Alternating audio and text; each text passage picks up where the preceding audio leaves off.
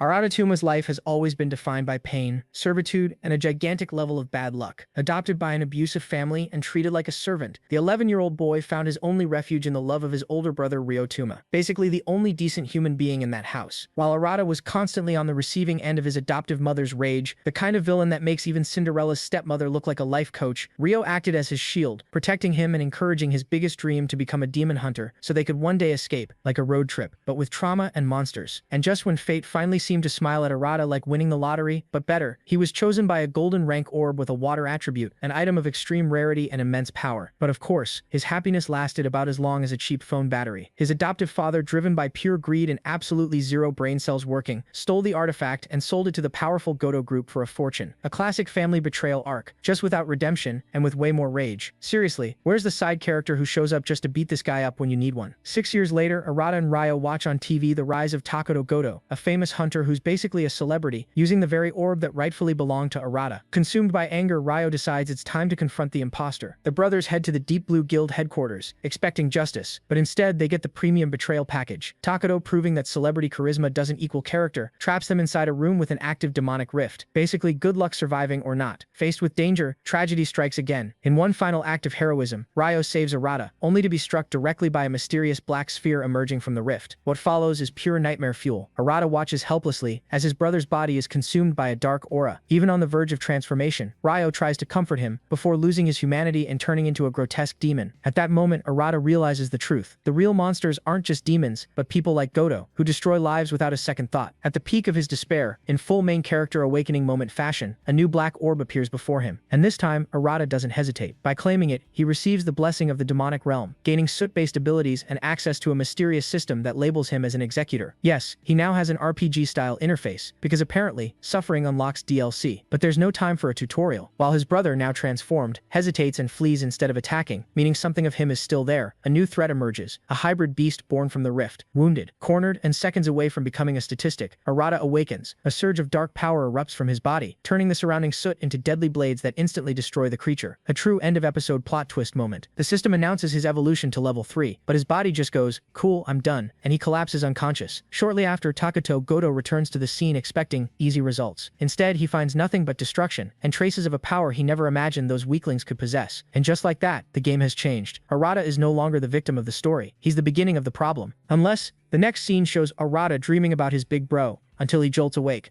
Still kind of out of it, he remembers what happened and gets up to go look for his brother. But he's interrupted by the scream of a beautiful green-haired nurse. She explains they found him passed out in the street, with injuries caused by demons. "Where am I?" the boy asks, and she says it's a medical center for executors. Lost in thought, she also advises him that newbies should join a guild. "Sorry," the boy says, getting up in a hurry, telling her he needs to go. And once again, she tells him to rest. With the patience of an ant, Arata walks up to the door and overhears a conversation. A demon is on the loose near Goto's group, and some unknown executor is chasing the creature around the rifts. Arata goes on alert, thinking that if that's true, he has to do something before dealing with guilds. The nurse comes back, asking if he remembered to claim the reward, but realizes the boy already ran off. Thinking he's basically the Flash, Arata tears through the streets and decides to search every demon rift. Then a loud alert echoes through the streets saying a rift burst open in the Asagiri area. When he gets there, he realizes the rift is bronze difficulty, and the association has already put up a protective barrier.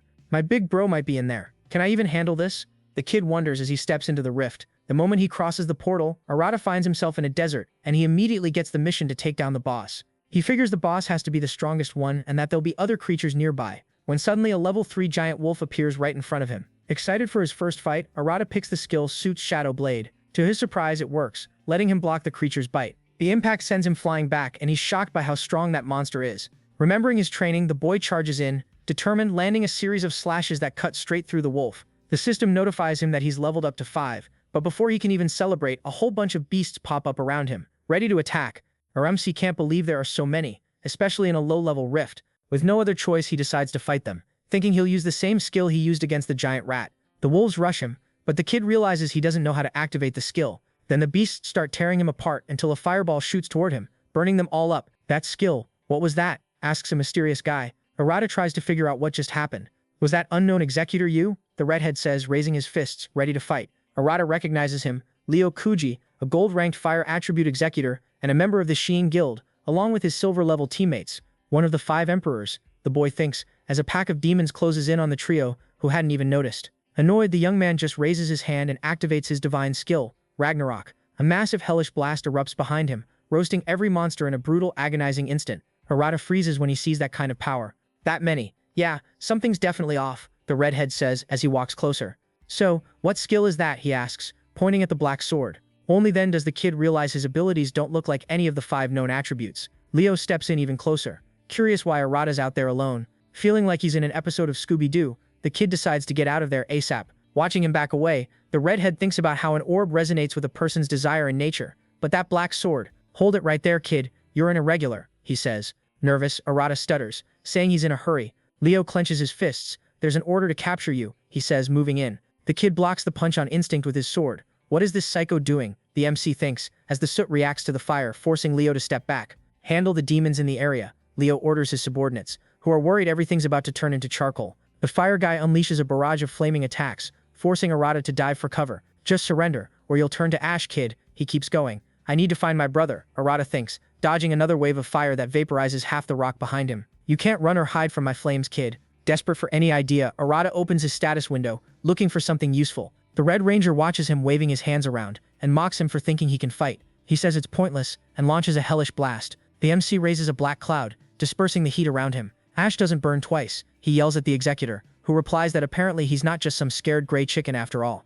But this right here? This is the end for you, kid, he says, powering up the fire in his fists, ready to strike. My brother's waiting for me. I'm not giving up that easily, Arata answers, gripping his black blade. That line throws Leo off for a second, just long enough for Arata to close the distance. What happened to your brother? Leo asks, feeling the impact as they clash. Caught off guard by the question, the MC backs up, saying he has to go. Then Leo says, if you want to protect someone, level up no matter what. Because the way you are right now, kid, you really will turn to ash. Arata feels grateful for that, and runs off toward his brother. Soon after, Leo's teammates return, saying they cleared all the demons in the area. Wondering where the kid went, Leo says, that brat was just someone determined. They stare at him. Determined? He almost got turned into barbecue, and then they get ordered to move out and take down the boss. The scene cuts to the Deep Blue Guild, where someone sighs after hearing the alarm for a new demonic rift. The woman in the black dress asks if Ichika can take the job, and she immediately accepts her duty. The scene cuts again, showing Arata in the middle of a crowd searching for demonic rifts. We found out he'd been kicked out of the last raid because Leo ended it. The kid looks at an announcement from the association and mutters that if a capture order's been issued, he can't count on the guilds. Suddenly, a piercing alarm echoes through the streets. A dimensional breach has been detected. Citizens are told to evacuate until the executors arrive. Panic spreads, but Arata runs the other way, heading straight toward the danger. There it is, he says when he spots the Cassendo Rift, bronze rank. Thinking his brother might be in there, a man stops him, warning that the area is off limits. You an executor? The guy asks, noticing the kid doesn't have an emblem. Just another normal, pathetic executor who can't even beat monsters properly. He says they've got orders to keep anyone out until the VIP shows up. VIP? I need to get in, Arata protests. Like I care. Get lost, kid, the guy snarls, while his friend forms ice spikes and hurls them at Arata, who barely dodges. I'm in a hurry, Bonnie and Clyde. But if that's how you want to do this, the MC says, drawing his blade and charging in. Come on then, freak, the hunter taunts, activating a mud trap that locks Arata in place. Arata sinks deeper and deeper while he hears the guy declare, this is the end for you, kid, trash freelancer. Stop right there, a female voice shouts. Ichika Aoi appears and immediately helps the MC with her water abilities, freeing him. She doesn't get why executors are fighting each other, and quickly figures they must be using the rift for their own benefit. The two men mock her for being just her guild support, while the chubby one fires ice spikes at her. Caught off guard, she raises a water barrier that reflects the attacks, complaining about having to fight. Then she turns to the kid and tells him to fight while she buffs him. Arata hesitates for a second, surprised, but agrees. Let's go, she says, already casting her enchantment. Feeling the difference in his body, the MC rushes forward at insane speed, freaking the two idiots out. In the blink of an eye, he lands clean, precise strikes with his dark blade and takes them down. Confused by his own agility, he checks his status and realizes how huge the boost to his stats is. Did you hurt them? Ichika asks as she walks up, and Arata explains he used the blunt side of the blade. These guys are from my guild, she sighs. The same guild as that blonde bastard, Arata thinks. After helping each other out, the two finally introduce themselves. Ichika starts asking what guild he's from, when the duo gets up and bolts, saying they need to report everything to Lord Godo. Hearing that name, the MC feels his anger rise. The girl with the blue ribbon says she'll report what happened to the association later, but first they need to clear that rift. She says backup should be on the way, but the two of them can handle it alone, since she has authorization from Master Leo. Arata realizes her buffs are seriously effective, which makes him feel confident getting hyped for his first team mission. Just stay close to me, okay? She adds, and Arata quickly agrees as they both run toward the rift. The system announces the start of the Cassendo Rift conquest, showing a creepy, abandoned-looking cave. The girl explains that rifts are parallel dimensions, and there's no way to predict what they'll find inside, telling Arata to be careful. He focuses on finding his brother, grateful for the executor's help and determined to do his best. Cutting into his thoughts, a grotesque goblin appears in front of him. The MC says that one's basically tutorial level, poor thing, it won't be any danger, and casually takes its head off. Confident, he says he can handle this, until a whole horde shows up, packed with random weapons. Is this a clearance sale or what? He mutters, while the girl prepares an enchantment that boosts his stats. Attack, she orders, and Arata charges in, wiping out several goblins at once. With me here, this is going to be a walk in the park, she says proudly. Arata thanks her for the buffs and compliments her, which makes her even more smug. The kid stiffer than a bugged NPC spots a shadow moving in, and it attacks the girl from behind. Instinctively, a barrier forms to protect her, and at the same time the goblin gets taken out without mercy. Surprised by his own reflexes, he admires how she can make calls in a split second, and how she can trigger multiple skills even as a support. He comments that he needs to level up to get as strong as her, which catches her interest. Then let's go, she says, pointing at the enemies around them. Our MC freaks out when he realizes how many there are, while Ichika gets excited and throws another buff on him, pushing him to take them all on. He rushes forward quickly, wiping out the horde in seconds. Once his win is confirmed, the system tells him he hit level 10 and unlocked a new skill. Suddenly, an even bigger group of goblins shows up, cutting off any escape route. Ichika notices the enemy count basically doubled, and simple attacks won't cut it anymore. Arata checks out his new technique and realizes it's made for long-range attacks and crowd control. He focuses his energy and fires off a black wave that rips through the monsters, punching straight through their bodies. Insane, the girl says, impressed by how much damage our boy can dish out. They decide to push forward, but soon they feel this massive presence coming from deep down the corridor. The boss has to be that way, she says, moving carefully. At the end of the path, they find an armed figure sitting on a makeshift throne. The huge ogre wakes up when it notices the intruders, and lets out a roar. Arata tries to stay calm while the ogre mutters some weird guttural sounds. Then its spear shoots lightning everywhere, flooding the whole cave. At the same time, Ichika steps in and raises a water barrier, but the attack is so strong the shield shatters, blasting her back,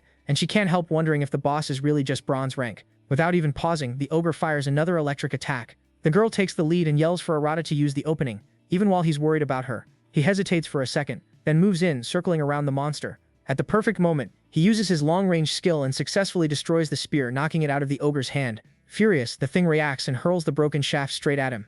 Arata panics as it pierces his chest, dealing a fatal wound. Ichika rushes over and raises her shield, trying to heal him with recovery magic. The water eases his injuries, and the boy growls in pain, fighting to stay conscious.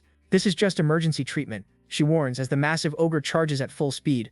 They freak out when they see it clench its fists and start pounding the barrier over and over without stopping. We have to stop it, Ichika says, and Arata spots a gap in the monster's armor. Using the distraction from the non-stop blows, he decides to run, but the boss notices and tries to stop him. As he closes in, our MC focuses a heavy hit on the ogre's leg, tearing a chunk out of it and making it freeze for a moment. Seeing the opening, he packs all the soot into his shadowy blade while the girl buffs his stats, yelling at him to go all out. Arata, confident now, charges the giant with everything he's got, leaping up at the ogre. With all his strength, he brings the blade down right on the monster's head, ending the fight instantly. A system notification confirms the battle's over, and he's leveled up to 13.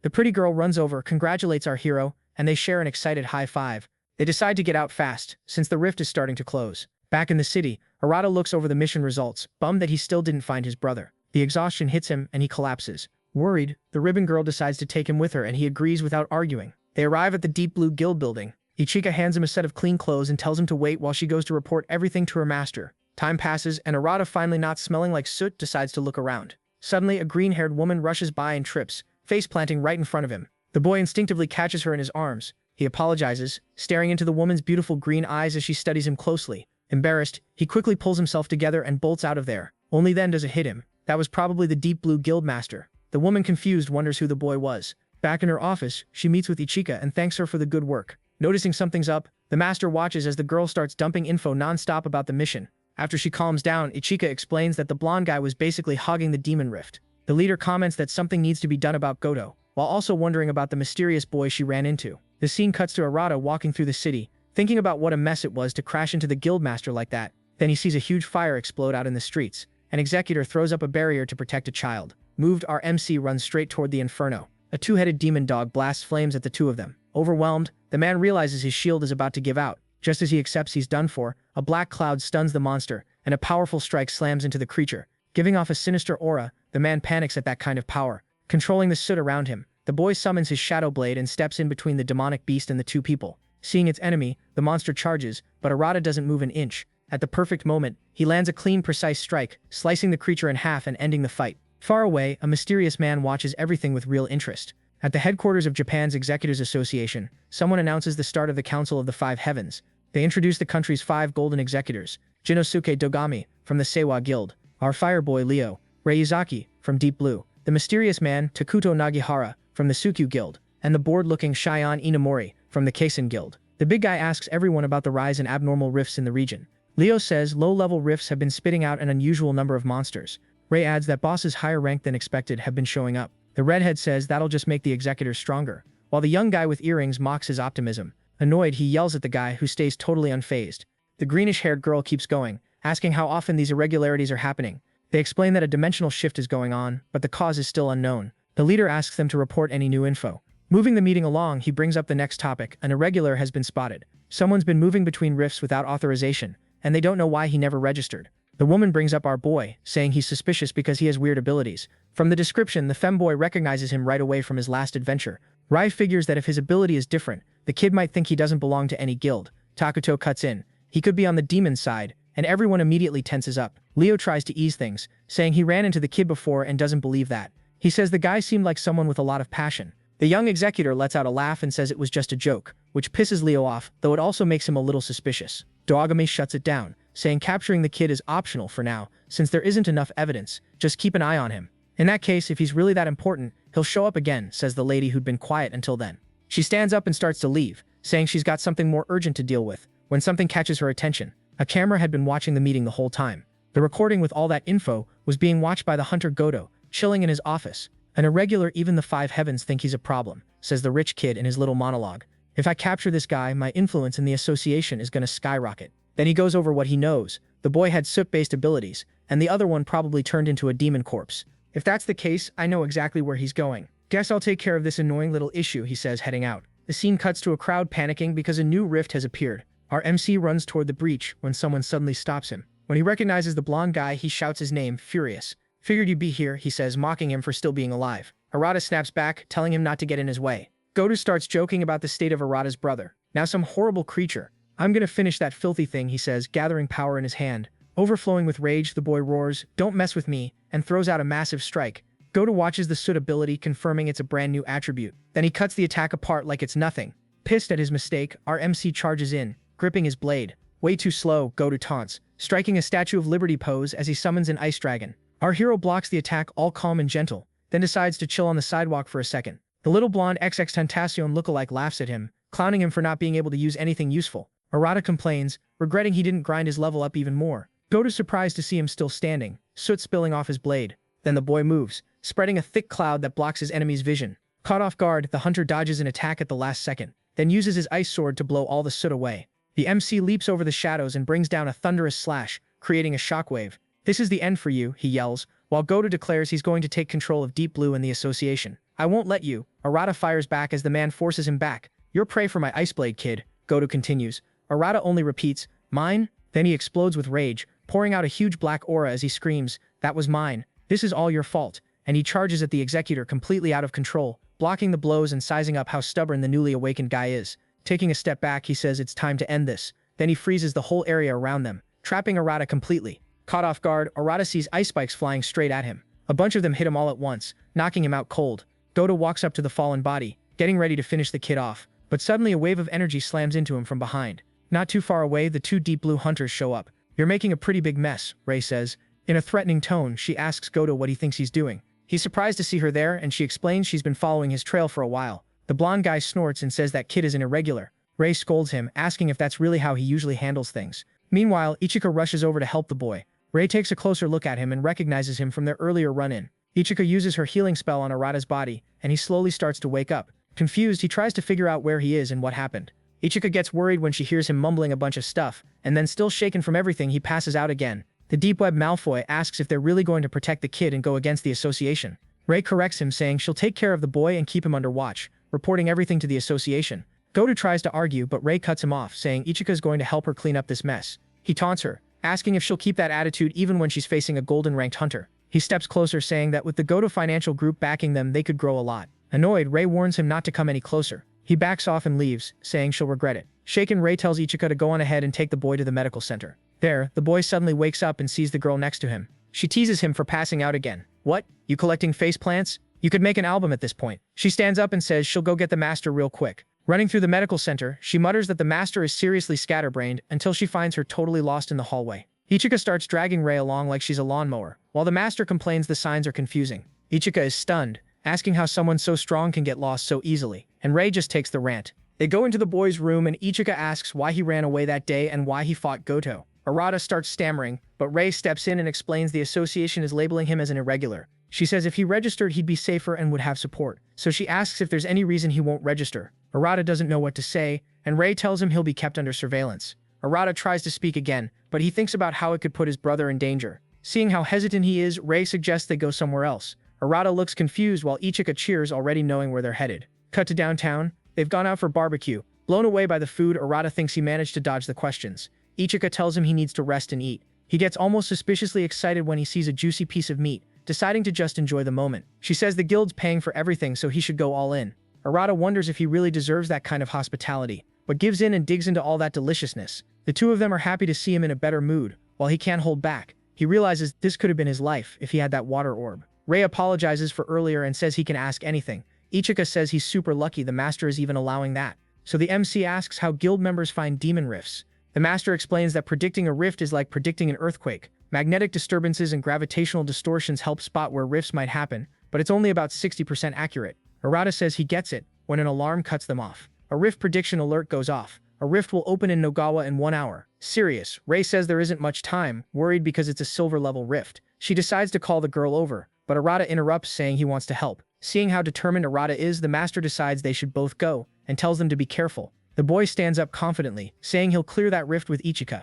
The two head to where the rift is supposed to appear, until they finally spot it. It was the Darsa Demon Rift, silver difficulty. Ichika says she hopes the kid's ready, and the two of them sprint straight toward danger, kicking off the rift run. Once they're inside, they find a place full of ruins and wreckage. The boy's confused seeing all that. The girl explains that a lot of places vanish after you beat the boss, but this one seemed like an exception. He starts saying he doesn't see anyone around when Ichika quickly tells him to be quiet. An explosion goes off right in front of them, and a massive sandworm appears. It attacks them immediately, then dives back underground. She tells him they need to listen carefully, and warns there's probably more than one enemy. Arata realizes they're surrounded, and says he'll handle it. He puts his hand on the ground using the soot around him to feel the vibrations in the sand and figure out where the monsters will strike from. One spot stands out, and before the creature can even fully pop out, Arata nails it instantly. Ichika's surprised by how fast he reacted, and he explains that while he was in the hospital, he learned to see his abilities and understand what he could do with the soot. He says the soot isn't just for fighting, it can be used in a bunch of different ways. She smiles and says with that, they might actually be able to clear this rift.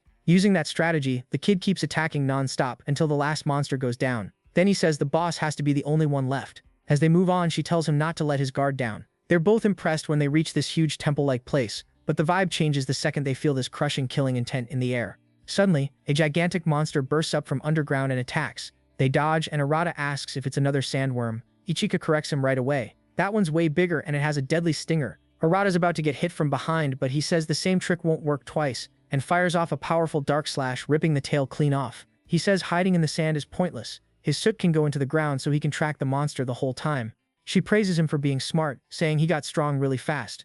Arata thinks he's lucky to have her with him. Distracted, he doesn't notice a monster's been detected until it rises right in front of them. It was the Rift Boss, a level 29 giant scorpion. Ichika yells that even without its tail, the monster's claws are still insanely dangerous, and she shields him from a devastating strike. The impact is heavy, and Arata uses the opening to rush the creature. The boss raises its massive claw and swings at him. He barely dodges. Then something appears under his feet. Water platforms. Use them, Ichika shouts from below. Arata thanks her and jumps high, using the boost to strike the creature's shell directly. The beast crashes to the ground, defeated. Ichika runs over and congratulates him. The two celebrate the win, until something feels off. The system notification window never pops up. The boy wonders if this is one of those rifts that doesn't disappear after you beat the boss. A voice echoes behind them. It says it was defeated the moment it lost its tail back at the start. But it was pretty fun, the monstrous figure adds. They freak out when they see it's a demonic corpse, and worse, it speaks their language. The demon asks if they liked its puppet. Ichika panics when she realizes a demon can control monsters. The creature raises its hand and says there are still the claws, even in pieces. The defeated monster jerks back up in this creepy way and charges them. They react almost instantly with a combo attack and destroy it. The demon gets annoyed at how fast its puppet went down and decides the two of them will be its new toys. The girl glares at it in disgust as the monster opens a demon rift. It tells them it'll be waiting inside, if they've got the guts to face it. They realize that demon can control the demon dimension completely. The rift looks different, but we don't have a choice, Ichika says, stepping in. Inside, they find themselves in a dark castle, kind of like ones from the human world. A creature watches them from a distance, then ambushes them. Arata reacts on instinct, blasting it with a barrage of soot and knocking it down. Shocked, they see a whole horde of demons appearing ahead. Surrounded, they activate their skills and get ready to fight. With his dark blade, Arata keeps slashing non-stop while Ishika boosts him with buffs. "There's too many. We need to get out of here," she yells. They run for the door with a bunch of monsters right on their heels.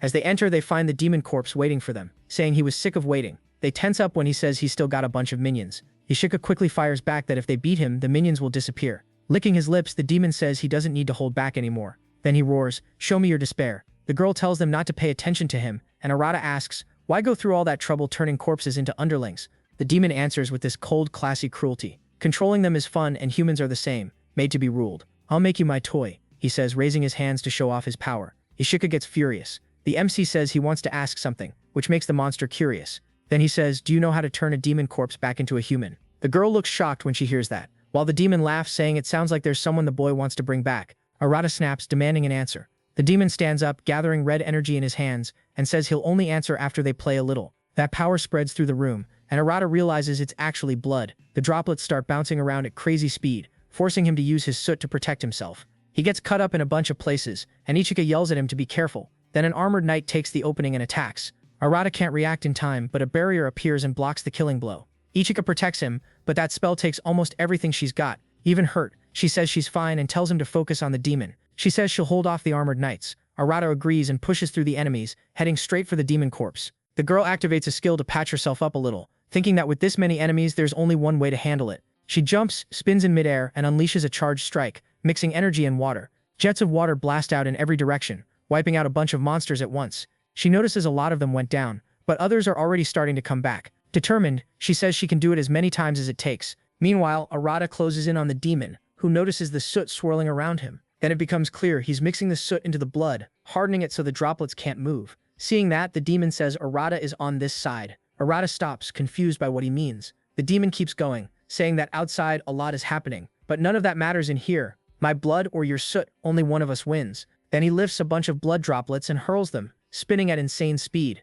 Arata focuses his soot and fires off a barrage, breaking the attack. The demon forms a blood sword and rushes him, leaping in. Arata sees the fast strike and blocks by controlling the soot around him. The creature looks surprised at how quickly he reacts, and Arata keeps defending against those blood whips. The attacks get more and more frantic, turning into this tangled mess of strikes and blocks between them. Arata realizes he's hitting his limit. The demon notices and gets annoyed, saying he needs more excitement. Then he decides to go after the girl first. A blood whip slices past Arata at high speed. He turns to warn her, but then a deadly hit catches him in the back, totally off guard. Blood sprays out and he drops to the floor. The thing walks up, telling him he should have been paying more attention. Holding the blood whip, it says, sounding pleased that the boy will be his minion, and it goes in for the finishing blow. Suddenly, Ichika appears and raises her water shield, blocking the clean hit. Focused on keeping the skill active, she makes the demon freeze for a split second. Firmly, she shouts, "If it's a fight you want, then that's what you're gonna get." The girl starts healing Arata with her spell, thinking he'll wake up soon. The demon taunts her, saying the boy is probably already dead and that protecting her like that means she must be one lucky woman.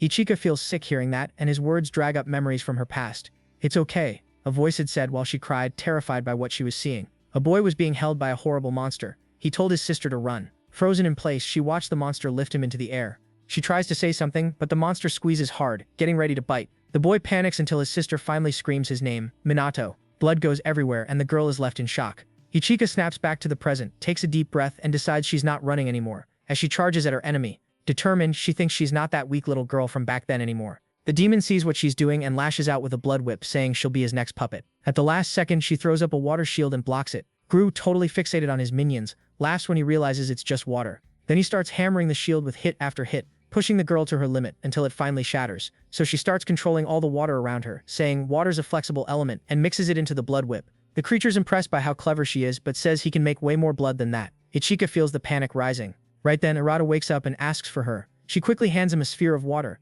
telling him to mix it with his soot to make his attack stronger. He starts doing it while the demon tries to stop them. Arata reacts fast, firing off a combo of strikes, blending the two abilities. The attacks wrap completely around the blood whips and reach the monster, trapping it. Ichika yells in excitement when she sees it actually working. Taking advantage of the opening, Arata rushes in and lands a heavy hit with his dark blade. When it connects, the monster spits out seasoned tomato sauce. He's weirdly hyped watching the two of them fight, combining their powers with his blood power. They stare him down. He says all he ever knew was how to dominate and exploit people, and that they didn't seem like that kind of person. In his memories, someone asks, "Where are you going, Valgado?" He answers that it might be a bad time, but it's not his problem. A figure wreathed in black flames challenges him. You're going to abandon your loyalty? That'll be your downfall. Valgado hesitates for a moment, but leaves the room, abandoning that powerful being. Back in the present, he admits that guy really did predict his end.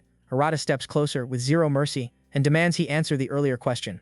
Valgado laughs, saying the deal was he'd answer if the kid won. Arata snaps, asking again. Then Valgado says a way to turn a demon corpse back into a human doesn't exist. He bursts out laughing. Once you're changed, you never go back. Doesn't matter what you do. Arata is left completely stunned. The demon keeps laughing and mocking Arata, until a system notification pops up, saying the boy evolved from level 15 to level 21. Ichika asks if he's okay since he's just standing there, totally frozen. Then she notices an item dropped, something rare that can give you a skill. She offers it to him saying he should take it, but he gets pissed when he realizes the skill is the monster's minion control. He decides he's never becoming a zombie manager. The system explains the skill lets you revive and control any dead living being, making them totally obedient to the user, and it also comes with certain upgrades. The system announces the rift is cleared and the scene shows Arata and Ichika already back in the city. The boy's upset about everything he found out while she tries to cheer him up. Sad, he says that even so he still wants to save his brother, because his brother was everything in his world. Not knowing what to say, Ichika wishes she could get an emotional buff right about now.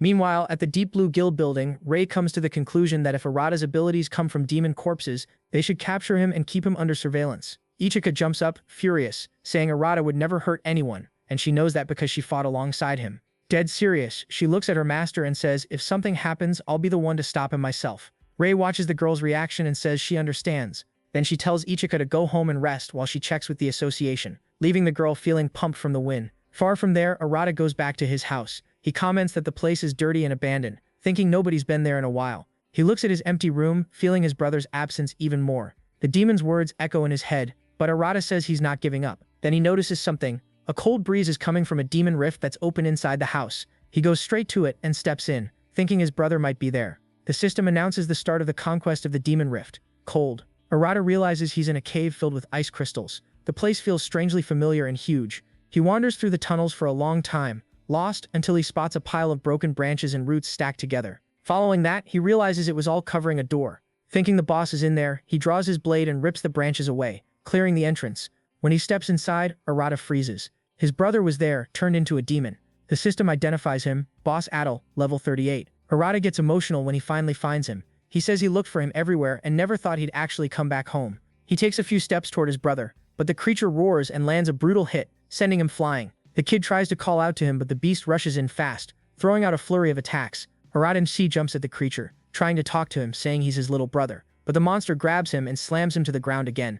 Dazed, Arata has no idea what to do, until he remembers that skill, minion control. Back on his feet, he hesitates, wondering if he should use it or not, while a mysterious figure watches from a distance. The beast winds up to hit again, smashing Arata into the ground one more time. Unable to fight back, he takes a brutal combo of hits, but thinks that compared to what his big brother's been through, this is nothing. The creature raises its arm for a charged strike, when an ice crystal hits it right in the middle of the chest, dropping it instantly. The kid hears a voice mocking him, saying he was still playing Hunter. How pathetic. His real hero had arrived. Arata turns and sees him, his beloved Prince Charming, Goto. He yells at him not to interfere, but the blonde guy just laughs, asking if the kid really wants to protect a demonic corpse. Then Goto realizes that demon was the kid's brother. Arata demands to know what he's doing there, and the hunter coldly answers that it's an executor's job to clean up demon rifts, and that the kid, being a dangerous irregular, needs to be watched at all times. The creature starts getting back up as Arata draws his dark blade. Goto says that if he's protecting a demon, then he's an accomplice and needs to go down in the name of justice. Arata rushes in fast, but the blonde blocks the strike easily. He even mocks him, asking if the kid doesn't have anything better to do.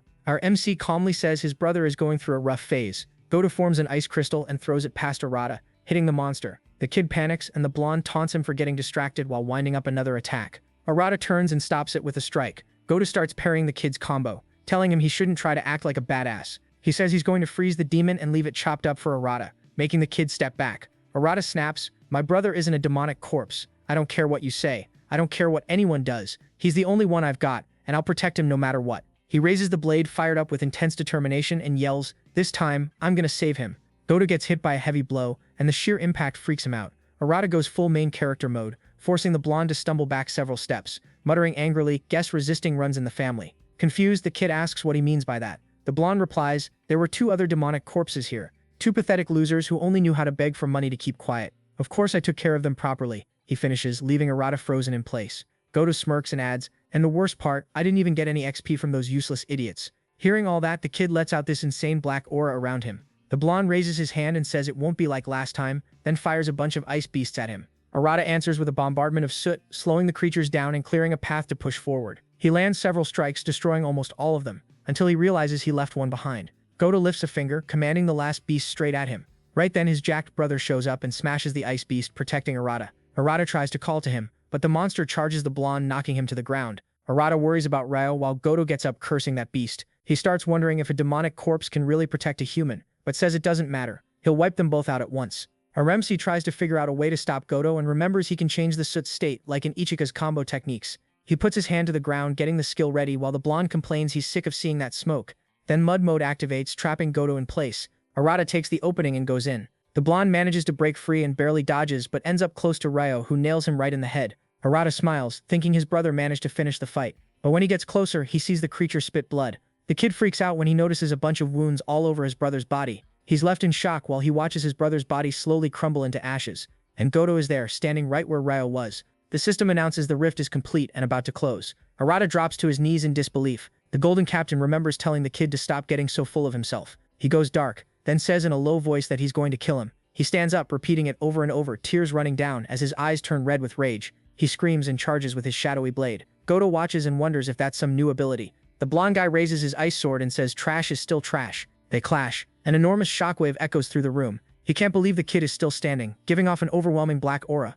Arata drives his sword forward again and hits Goto, blasting him through the wall. The blonde has no idea what's going on as he watches the kid walk closer. With a crazed look, Arata says it doesn't matter how many times he kills him, it'll never be enough. The blonde realizes he's starting to feel scared, stunned by the sheer size of the killing intent wrapped around Arata. He gets up and, like it's his last breath, starts charging his ice skill, then freezes when he notices several black weapons aimed right at him. The kid fires them all at once, hitting Goto and slamming him to the ground. Arata walks up slowly and asks with a completely unhinged aura if it's over already. Weak battery Thor thinks he needs to get the hell out of there. Arata catches on and releases a violet shock in every direction, making chunks of rock crash down onto the blonde. Consumed by pure rage, he yells, "Just die," and launches a straight-up attack at him. A water shield appears, protecting Goto at the last second as Ichika screams for Arata. She realizes the strike keeps getting stronger until it breaks through the shield and hits her, throwing her to the ground. Terrified, Ichika tries to figure out what's happening. She gets up and says she won't let him kill anyone, begging him to snap out of it. Arata hesitates for a split second, lost in his madness. Our legendary hero comments that the association is probably already on the way. He says the irregular losing control is their fault, and adds that this will be the girl's end too. Ichika knows she has to act fast. Arata, completely out of control, releases a massive black power that explodes outward, wrecking parts of nearby buildings. Rei watches from the surveillance room and says maybe she went too easy on the two of them, before rushing out. Somewhere else, in the Sukyu Guild building, someone talks on the phone, saying the situation is seriously bad and the association's failure is obvious. It's our femboy saying it's time to enjoy the show. Back on the battlefield, Arata winds up another soot-black strike, sending out wave after wave. One of them heads straight for Ichika, who's staring at it with no strength left, until a wave of blue energy stops the attack. Ichika smiles in relief when she sees her master finally arrived. The girl apologizes as she collapses, saying she lost control of the situation. Rei catches her and says it's not her fault. No one's fault but her own. Then she looks at Arata, unrecognizable now, and feels awful, realizing the boy seems completely lost. She decides to step in, but a greenish light cuts her off. Takudo appears, saying the irregular is finally showing his true nature. Rei answers that her guild will take responsibility and bring the boy back, but he sighs and says the association sees it differently, and raises his hand to charge his power. Rei is shaken by the situation, while Takudo sighs, asking why everyone's so worried about Arata. She explains it's her guild's responsibility, and tells him to be careful. Arata rushes at the two of them, and the femboy just smiles as the blade passes close to his neck. Then he vanishes, leaving only green energy hanging in the air. Rei notices cherry blossom petals scattering as a blur appears behind Arata, landing a wind strike straight into his chest. She's impressed Takudo managed to stop Arata in a single move. Worried, Rei says the boy could die, and she won't allow that. The young man replies that she's way too attached to the kid, and promises he won't kill him. He only restrained him. He watches Arata and says it'd be a waste to get rid of someone so interesting. Then Arata gets back up, creating several shadow weapons and hurling them at Takudo. Fascinated, he concludes the kid is using the power of demonic corpses.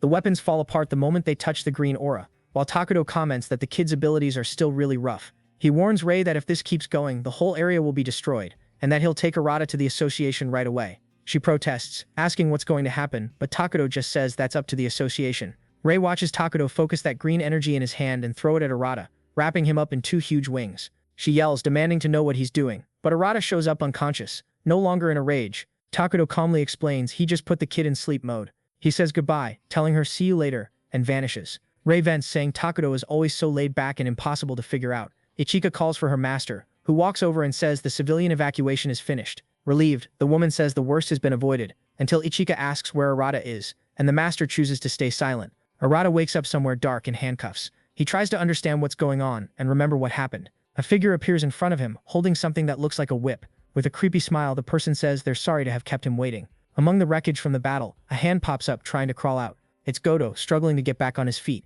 He can't accept being humiliated by Arata. With hate in his eyes, he swears he'll surpass the 5 heavens, and he laughs, imagining Arata must be getting punished right this second. At the headquarters of the Japan Hunters Association, the big guy asks everyone for their attention. He apologizes for interrupting, but says he needs to announce something as the association's director. Hands clasped, he gets straight to it. The irregular has been captured. Leo immediately objects, saying Arata isn't a bad person, and locking him up without proof is unfair. Rai asks where the kid is and what they did to him. The director explains the child was detained for going out of control, causing massive damage in urban areas and breaking the association's rules. Leo is shocked hearing that. The director says Arata showed power similar to the demonic corpses, and that made a lot of hunters argue he should be eliminated. Rai and Leo protest, saying that's way too extreme. The director concludes that the irregular's identity will be investigated, along with his connection to the demonic corpses. Shion feels bad for the kid, saying that officer has to be involved.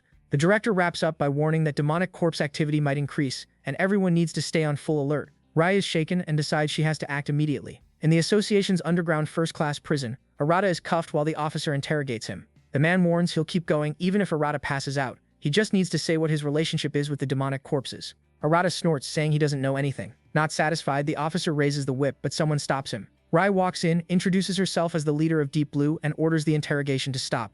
In a casual tone, the officer asks what she's doing there and whether she has permission. Rai says she does, and the guy gets suspicious. She asks to speak to the kid alone, and he warns her not to break any rules. Rai steps up to Arata and says he looks a lot more tame now. She asks if he remembers losing control, and he looks confused. Rai explains he tried to kill both Goto and Ichika. Arata gets worried, but she reassures him that Ichika's fine. Arata says totally drained, that it's only natural he gets punished. After all, he has nothing left. Nothing matters anymore. Rai tries to warn him that if he keeps acting like that, the interrogation will continue. Suddenly a notification pops up, an emergency alert. Hunters disappeared inside a rift, and Ichika was sent on the mission. Rai gets furious, saying the girl is way too reckless, as the scene shows Ichika entering that demonic rift. Worried, Arata asks what happened to his friend. Rai only says there was an emergency, and she needs to talk to the director. Arata tries to say something, but she cuts him off, saying he can't change the past, but there's still something he can do while he's a hunter. Arata mutters that there's nothing he can do. Then in a sudden move, Rai frees him, saying she's going to trust her gut. Arata just stands there not reacting. When the guard comes back to the cell, he says she claims she had permission to be there, but when he checked it turned out that wasn't true. He declares that even if she's a guild master, he won't show any mercy. Raising his whip, he explains that place has a field that messes with abilities, except for his whip. Then he charges at them. Rai stops him with a single kick to the chest, knocking him down and leaving him gasping for air. She says, "Congrats, extra. Next time I'll get permission." Then she checks the status of the available hunters, seeing there's no one there. Rai looks at Arata and tells him that obsessing over the past won't change anything. The only thing that matters is the choice he makes right now. Arata thinks it over. He lost what he loved most, but he found friends along the way. Then, determined, he says he won't lose anyone else. Rai smiles, proud, and promises they'll all have a barbecue together again someday. Arata then runs through the prison by himself and runs into other guards in the hallway, yelling that the prisoner escaped. He freezes, not knowing what to do, until he feels someone tap his shoulder. Leo shows up, saying he got there just in time, and asks what Arata's planning to do. The kid hesitates, and Leo adds, "It's because of your brother, right?" Arata says no. Right now he just wants to save his friend. He says that as long as he can do that, he doesn't care what happens to him.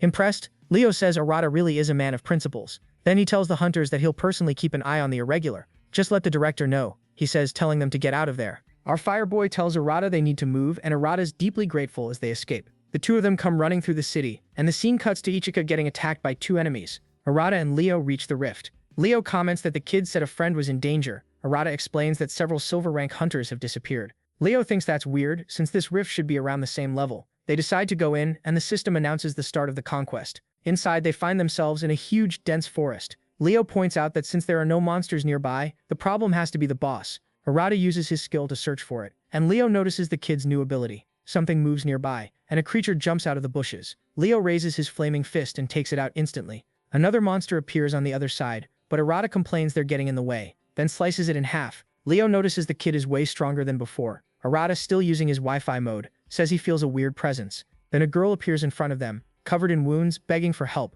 Arata's relieved she's alive, and asks what happened. She tries to explain that the hunters were transformed, but a demon bites her from behind. She screams in pain as she starts transforming right in front of them, releasing an intense green aura. They realize it's a demonic corpse, the infection type. The demonic corpse charges at them. Up close, Arata freezes. Seeing that girl reminds him of his brother, and flashes of memory lock him in place. In shock, he completely shuts down. Leo asks what he's doing, but Arata still hesitates and gets hit. Leo asks if he's okay, and Arata panics, saying he can't kill a person. Leo takes that seriously as the two demonic corpses keep coming. Then Leo says they're not people anymore, and he unleashes his flames, roasting them without hesitation. Arata, still shaken, can't believe what he just saw. Leo calmly explains they probably died the moment they ran into the boss. Still unsure, Arata makes him continue. Those hunters probably ended up like that trying to help the others. Arata finally understands the situation better. Raising his flames, our fireboy says he won't let a single infected one escape, because the damage could be irreversible. That's when he notices it, a bright green aura coming from inside a tree. On edge, they watch a bizarre creature emerge from it. When Arata hears something behind him, he turns around and sees Ichika beside him, badly hurt. He calls out to her, but she screams in pain as a purple aura starts consuming her. Arata rushes over as Ichika collapses, saying it's already too late for her. She turns away, frustrated, saying she couldn't protect anyone. With a sad look, she says that even if it was only for a little while, she was happy she got to meet him. Arata, helpless, promises he'll find a way to help her. He lifts her up, holding her hands. Ichika stops him and says, Arata, keep getting stronger. Believe in yourself. She looks at him and adds, please save as many people as you can. Before she can finish, her voice gives out. Arata screams her name, desperate. Leo watches the scene as that creature attacks him. He blocks the blow with his fists, while Arata holds Ichika's hand and watches her closely. The transformation is happening way too fast, and he desperately tries to think of a way to stop it. Then the girl stands up. With red eyes and a pulsing purple aura, she stares at him in a terrifying way. Leo yells from behind, telling him to put his feelings aside. Take her down, he orders, as the creature charges. Arata is left in shock, remembering the moments with his friend. He dodges at the very last second, yelling that he can't do this. Leo, impatient, steps in to attack, but Arata grabs him. He shouts that she's his only friend. The hunter snaps at him. She's not human anymore, but the boy insists she's still Ichika. Right then, he sees the creature behind Leo, about to bite him. Arata yanks him away just in time. They realize they're running out of time. Arata tries to think of a solution. Thinking back on what happened recently, he remembers that skill, minion control, figuring maybe he can hold her back with it. He reaches his hand toward Ichika, and releases a cloud of soot, wrapping around her. The system warns that the skill is being used. A seal starts forming, while a sphere of energy spins above the girl. Her aura starts slowly fading. She drops to her knees, and the system confirms. Congrats. You captured a wild Ichika. Arata walks up, noticing the vibe around her is different. The girl only answers with a low grunt. He can tell the transformation was interrupted, while Leo tells him to be careful. Arata stands up and explains that he turned Ichika into his minion. Leo is stunned, trying to figure out what kind of ability that is, thinking maybe she can still be saved. Suddenly, Ichika notices something, and she lunges at a nearby creature, slashing it with her claws. Before that, the beast bites her arm, but Ichika just smiles. Arata explains she can't be transformed anymore. Then the girl smashes the monster's head with her other arm, making an opening for Arata to move in. With his dark blade, he slices the monster in half. The system notifies them that the boss was defeated, and the rift was cleared. The scene cuts to the deep blue building. Rach is shocked as she listens to the report, watching her student now completely different. Leo explains that when they found Ichika, she was already infected by the boss. Arata adds that he used minion control, a skill he learned from another boss. Ray tries to process it all, grieving for Ichika. Arata says it was the only way not to lose her completely. The master looks at the girl and calls her name, and that's when Ichika finally responds, saying Ray's name. Everyone freezes when they hear it. Arata asks if she can talk, and Ichika confirms she can. Ray asks who she is, and Ichika answers, I'm a demonic corpse, but I'm not too. That person's consciousness is still there, weak, but it's there. That leaves everyone silent. Arata feels relieved, seeing there might be a way to save her. Leo asks for a second, wondering if Dark Ichika can follow instructions and not attack people. The girl just stares at him. Arata says it won't happen. He won't let it. Leo asks how he can prove that. He looks around, spots a cat, and tells Ichika to play with it. She slowly walks over to the cat, pets it, and plays with it gently. Rei watches, emotional. Leo is freaked out. The cat is totally calm in front of a demonic corpse. He realizes Ichika's kindness is still there, and she doesn't seem dangerous. Dark Ichika decides to walk up to the three of them, cutting into their moment. Leo backs up, asking her not to get so close. Ray teases him, asking if he's scared of cats. The two younger ones laugh at his reaction. Ray tells Arata to look after the girl, while she reports everything to the association. He agrees, excited. He turns to Ichika and says that from now on, they'll stay together. Goth Ichika lifts the cat's little paw, agreeing in an adorable way, saying they'll be together forever. Arata just smiles. Far away in another building, a woman was studying a chart. Alarmed, she says multiple disturbances were detected, pointing to a massive rift forming. In the association director's office, an employee rushes in and reports, signs of a large-scale rift have been detected. Hearing that, the man orders Code Zero to be issued to all guilds. The subordinate confirms and runs out. The director takes a deep breath. 11 years, so it's finally time, he mutters, staring at an old photo. Meanwhile, at the Deep Blue Guild, someone announces the director activated Code Zero. Ray and Leo are stunned. The scene cuts to a busy city street. A crack opens in the sky and rapidly spreads. People panic, saying it looks like the sky is falling, like it's the end of the world. Several purple spheres emerge from the rift, along with countless beasts. The crowd starts running in desperation. Two hunters assess the situation as monsters attack and people get transformed one after another. They're quickly surrounded. Then all of a sudden, a rain of fire falls from the sky, wiping out a bunch of enemies. The Golden Hunters have arrived. Leo, realizing how serious the situation is, he orders his subordinates to help evacuate the civilians. He suggests to Ri that they go into the rift, and she replies that it looks just like what happened 17 years ago. A rift so huge that nobody knew what was inside. Leo agrees. Nearby, the director himself shows up with a woman. He says that this time everything will be different. They won't repeat the zero-limit incident. The woman, already stepping into the rift, just says they'll deal with it quickly. Not far from there, our femboy watches the opening with a grin and says he's been looking forward to this moment as he goes in. At the same time, Arata and Dark Ichika run through the streets, carrying out the mission they were given: protect the civilians, while Ri and Leo are inside the rift. They keep attacking non-stop. A mother holds her child and says it's okay, the hunters are here. Then the rift starts leaking a black aura, and something begins coming out. Several flying monsters appear in the sky. Arata is shocked by how many there are. He says it's his first time fighting beasts like that. One of the creatures dives at the mother and child. Arata throws his soot, hitting the monster in the head. While running, he realizes his attacks are basically just distractions. He reaches them and asks if they're okay, and she thanks him through tears. Arata looks up and sees hundreds and hundreds of monsters just like that one. Overwhelmed, he wonders what they're even supposed to do now. Arata says he can't reach the monsters from that far away, and Dark Ichika just agrees. The number of creatures skyrockets and they start attacking, blowing up everything in their path. Seeing that, the boy decides to fight back. He fires off a bunch of attacks with his soot, but only a few creatures get hit. He realizes those mosquito-looking things are in turbo mode. As he tries to throw more hits, a trio of hunters arrives. They see how bad it is and start backing him up. Arata desperately tries to think of a solution. Staring at the insane number of monsters in the sky, he says he needs to stop them first. The attacks keep wrecking the city, until suddenly an idea clicks in his head. Standing in front of the flying beasts, Arata starts releasing a massive cloud of soot from his whole body, quickly filling the space around him. With a sharp motion of his fists, he yells, activating cement mode. The soot in the air starts hardening around several monsters nearby, locking up their movement. He pushes himself to the limit, pumping out even more soot and dragging the creatures down to the ground, dropping a bunch of them at once. Dark Ichika takes the opening and rushes in, finishing them all in one go.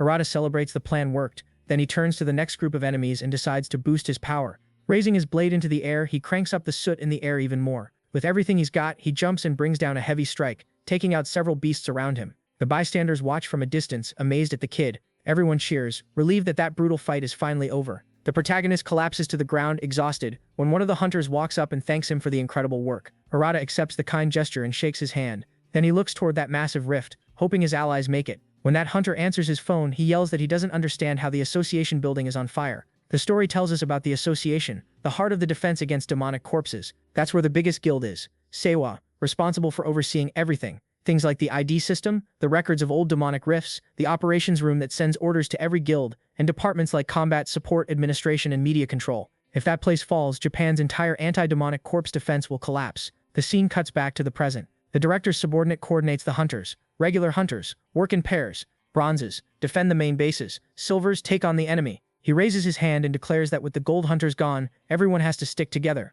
Then something catches his eye. He sees several flying monsters closing in. He panics, thinking it might be a coordinated attack, right when most of the hunters are far away. A random guy runs up to him saying the delivery arrived at the medical center. Kohaku says he'll handle it, and tells the subordinate to gather more info. As he runs, he wonders if his master is okay. When he gets to the center, he finds the place surrounded by flames. Two monstrous creatures are staring him down, a giant bear and a pterodactyl. The bear shoots a blast of fire and he barely dodges it, but the pterodactyl beats its wings hard and throwing the flames at the hunter. He yells at the beast that they can't just do whatever they want, while trying to figure out how two demonic corpses are actually working together. That's when someone shows up and says they didn't think everything was really on fire. Our protagonist and Dark Ichika had arrived. The boy sizes up the situation and tells the hunter to handle the monsters while he deals with the fire. The young hunter snaps back, saying he's not taking orders from some freelance hunter, but when he looks closer, he recognizes Arata as the runaway irregular from the association, and he realizes the girl next to him has an aura similar to a demonic corpse.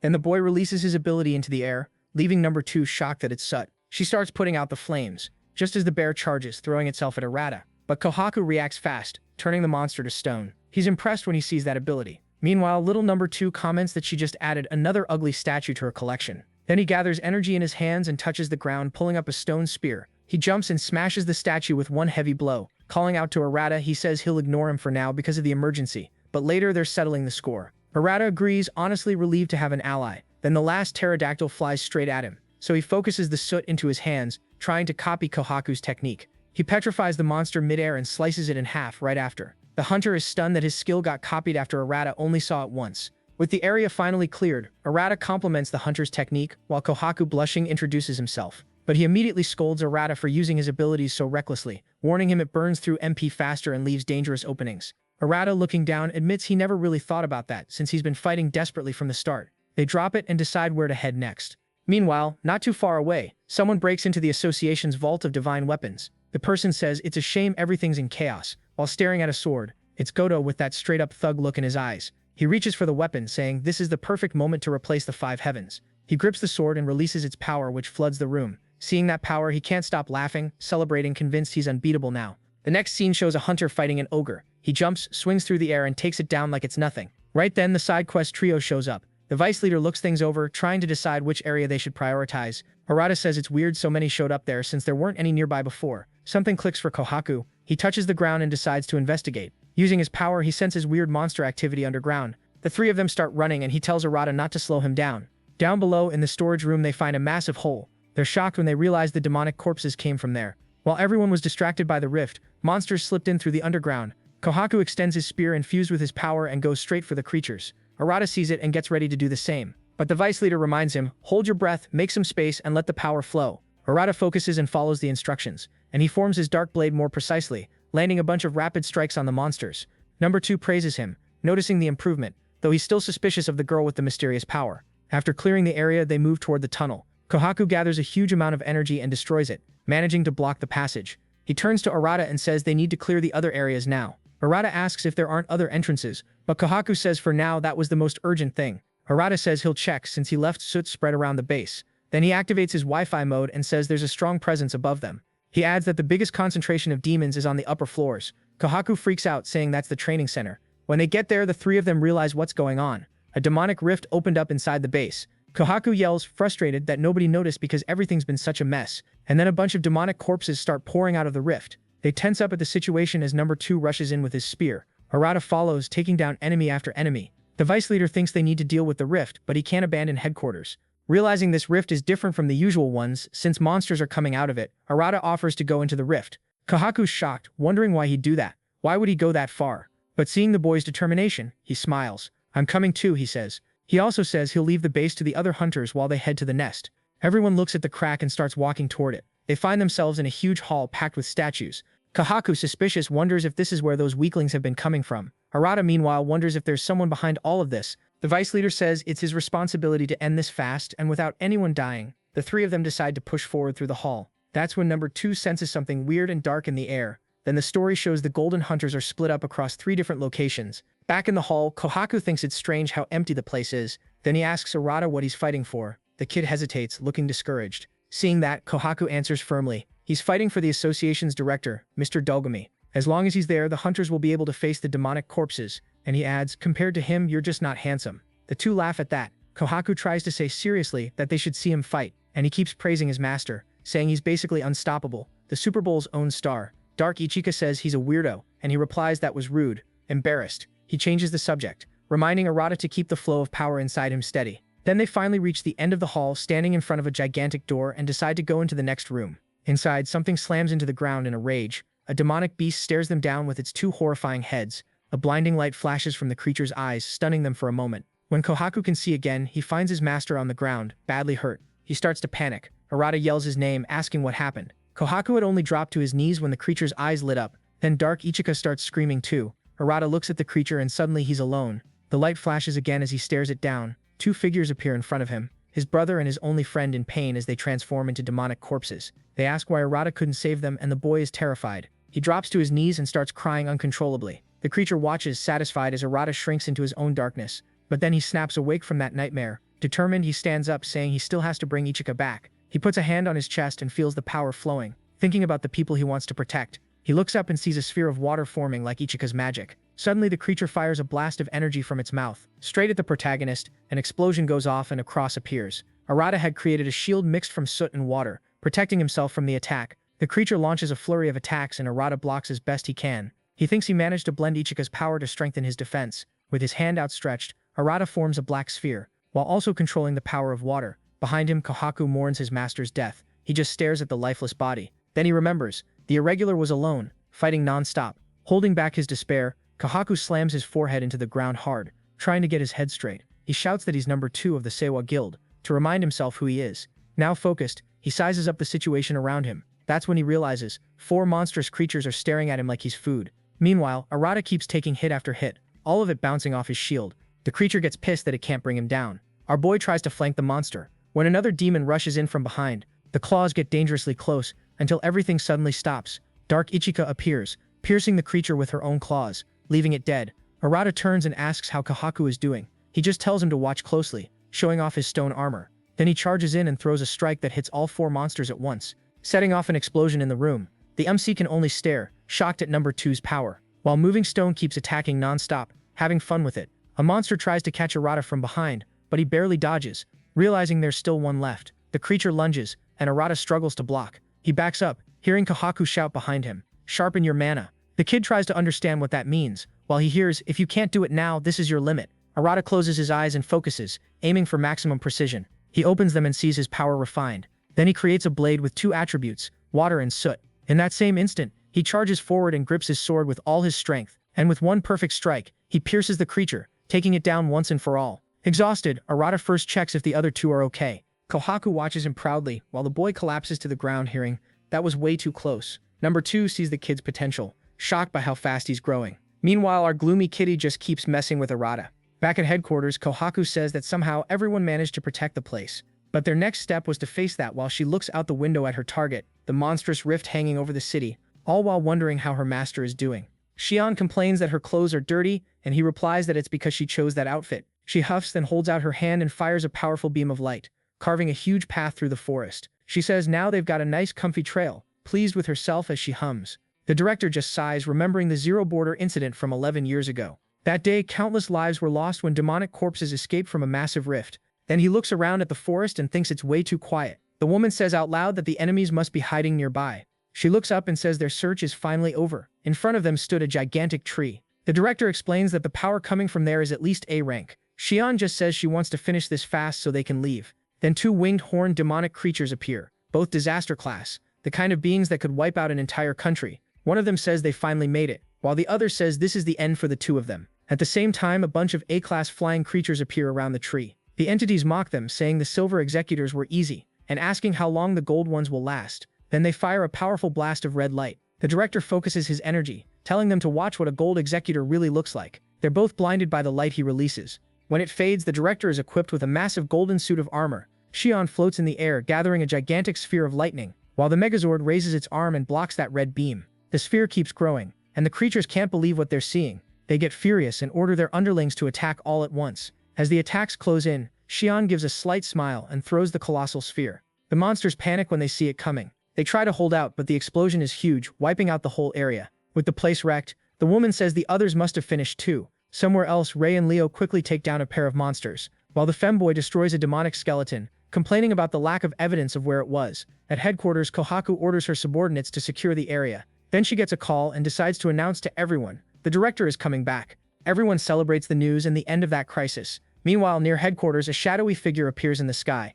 Everyone looks up at him, terrified. It was Goto, now basically a Super Saiyan, floating in the air surrounded by lightning and water, showing off that gorgeous seductive smile. He's wrapped in a powerful purple aura while everything burns. Rei gets an alert. A strange energy has been detected near HQ.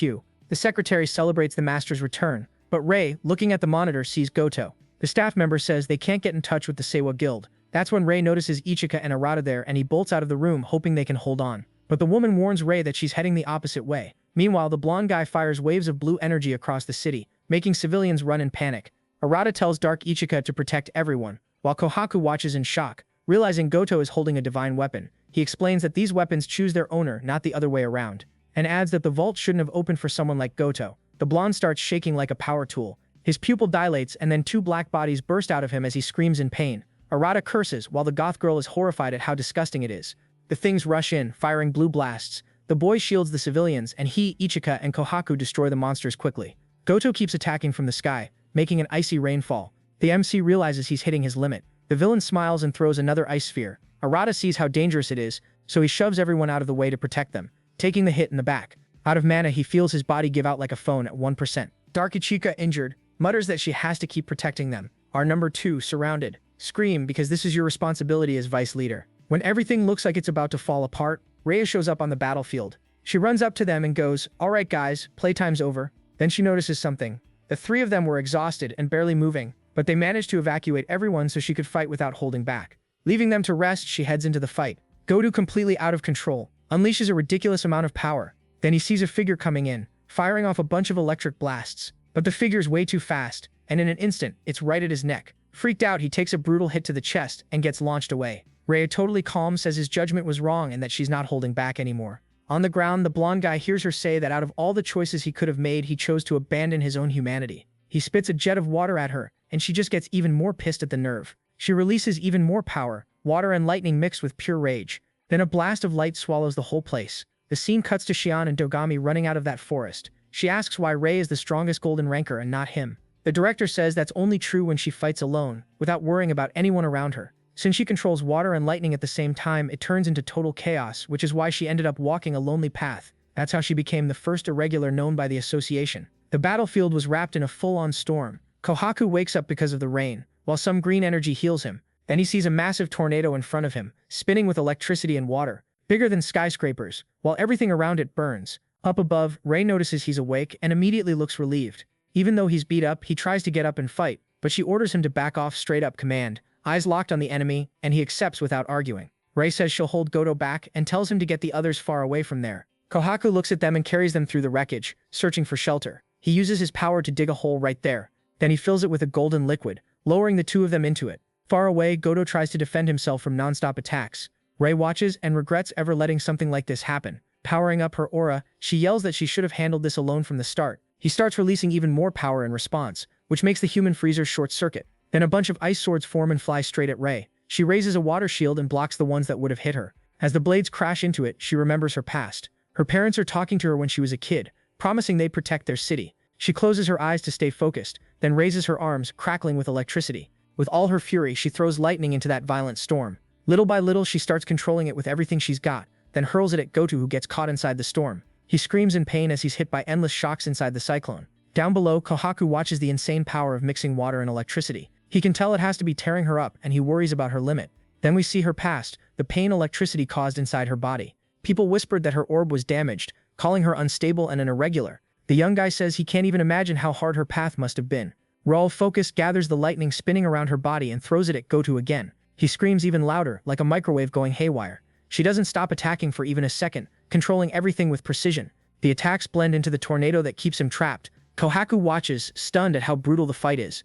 The blonde guy finally breaks out and leaps into the air. Raul sees him, but she doesn't even flinch at him escaping. He attacks her, and she keeps dodging non-stop, getting closer and closer. In a split-second mistake, Raul grabs his hand and stops his movement. She charges her fist with electricity and says, "Now take it." Goto realizes he's trapped, and gets hit with a crazy shock, screaming in pain. The electricity spreads through the water around him, blasting him away. Raul walks up and sees he can still stand, which honestly impresses her. He smiles with that villain look that clearly says he's never been to therapy. That makes her remember her master's death and how she blamed herself whenever people around her got hurt. Ri tries to hold on to her master's last words, then she stares Goto down and says firmly that she's going to end this for both of them. The rain kept pouring non-stop over the battlefield. Kohaku notices the water around them starting to bubble when Goto screams saying Ri will be his, while firing off bursts of electricity. Ri raises her arm and warns him he won't be able to move after that attack. The electricity starts gathering at the tips of her fingers. The blonde guy freaks out when he sees a huge energy sphere forming in the sky dropping straight toward him. With sparks in her eyes, Ri watches the massive explosion that goes off right in front of Goto. From far away, Kohaku recognizes it as a hydrogen explosion, totally stunned by her insane level of control. She finally lands on the ground, almost collapsing from exhaustion. Number 2 runs over to her worried. She thanks him and stands up right away, but then she freezes, startled. She sees the citizens celebrating her victory, chanting her name, thinking it was finally over. Moved by the moment, Ri sighs, "Alright, I've done way too much overtime for today." But then out of nowhere, Goto appears behind her and drives a blade straight through her chest. With a cruel smile, he celebrates as Reese drops to the ground. Everyone goes still as the blood starts spreading. Lying there, she blames herself for letting her guard down. Crying, she mourns her master, saying that in the end, she wound up alone. Goto gets ready for the finishing blow, acting like he's the champion. At the last second, Dark Ichika shows up and blocks the attack. Ri asks what she's doing and the girl yells, emotional, that her master wasn't alone. Ri starts crying when the blonde guy shakes Ichika off and throws her away. Then he starts forming ice crystals to attack Ri. Regular hunters jump in between them, trying to protect her, even if it costs them their lives. Seeing everyone risking themselves for her, Ri begs them to stop and run. But an explosion erupts in the middle of the fight. She passes out, thinking everyone's going to die because of her. Kohaku, desperate, tries to heal her while begging for help. Our Apocalypse Ken laughs, wishing for everyone to die, but then something purple shoots in at a terrifying speed, slamming the villain in the face and launching him away. Before he can even react, Goto gets hit midair by several black blades at once. Seeing the swords, Kohaku recognizes the soot abilities. Goto sneers, saying someone that trash shouldn't even be alive. Arata answers by unleashing a barrage of soot, causing a huge explosion. Almost out of energy, the villain looks ahead. Arata with red eyes, bulging veins, and a horn on his forehead, telling him to shut up. Rei panics when she realizes that's Arata. Pushed to his absolute limit, he stares at Goto with disgust and says, "Just watch my power." Then the MC explains that all of this started with a voice calling him. For a second, he wonders if he somehow became the protagonist of an isekai to end up there. A voice mocks him, complaining it has to deal with a loser like this. Arata then sees a chained figure sitting on the ground. He asks where that place is and where Rei is. The mysterious entity perks up, realizing someone can finally hear him. Suit Boy tenses up, raises his blade and demands to know who he is. The figure takes a deep breath and says his name is Regnas, claiming he's the one who gave Arata his power. Arata slices him in half without hesitating, while the little flame complains about how rude he is. The rebellious teen tells him to shut up and get him out of there already. Regnas gets serious, and tells him not to say another word, and points at Arata. That sword and that power are his. He's the one who gave him all of it. He tells Arata to understand his role. He's the long-awaited rebel. The entity goes on, saying he has the power to face those who steal from others unfairly. The boy cuts him in half again like he's chopping through a tough cake, annoyed. Then he says he doesn't have time for nonsense. He grabs him by the chains and yells, "If you gave me this power, then send the premium package already." The being laughs at the kid's cleverness and says that Big Baby isn't there anymore. Then with a curious look, he asks what happens if he says no. The irregular thinks for a second, then says that as far as he can tell without his help, he'd still be stuck there. The flame steps closer and says he can only do one thing. 1 minute, I can give you 1 minute of my core's power. We cut back to the present. Arata already using Regnus's power, and he realizes that power had been dormant inside him from the start. Then he says 1 minute is more than enough to deal with him. Goto roars that his appearance doesn't matter and charges. The half-demon creates several reinforced soot shields around himself, draws his sword and attacks with insane force. The impact throws the blonde guy back. On his knees, he notices several shadowy blades around him, and when they strike, they blow everything up around them. Down and crawling, the bad boy growls that he won't lose to trash like him. Then he looks at the three closest to him and jumps them. Arata calls him pathetic, while our goth girl feels the soot powering her up, letting her form huge claws and strike first. Goto's shocked by her ability, while the MC stares at him with pure contempt. Freaking out, Goto says he's from some rich conglomerate, and that he's going to replace the 5 heavens and become the strongest. Arata answers, disgusted. "You stole an orb, a divine weapon. You're worse than a demon corpse." Rai stares at him, stunned. Hearing that, like, how is he supposed to kill someone like that? Goto grits his teeth, furious at being insulted by trash like him.